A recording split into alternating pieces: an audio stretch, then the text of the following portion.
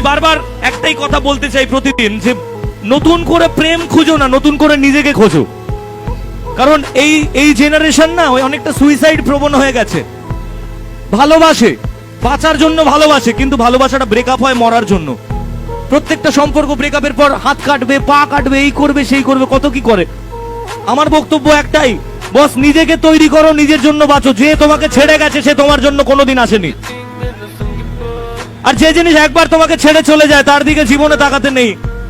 কারণ কথায় আছে, যেদিন তুমি হেসেছিলে সেদিন আমি কেঁদেছিলাম, যেদিন তুমি হেসেছিলে সেদিন তোমার জন্য আমি কেঁদেছিলাম। আর আজ আমি একা নই, আমরা সবাই মিলে হাসি একসাথে, আর তুমি সেখানে বসে কাঁদো। তাই একটাই কথা বলবো, নিজেকে তৈরি করো আগে। কারণ এই জীবন আমাদের বাবা মায়ের দেওয়া আর ঈশ্বরের দেওয়া, তার দেওয়া নয় যে তোমায় মাঝপথে ছেড়ে চলে গেছে। তাই কি বলেছি, চলে গেছো তাতে কি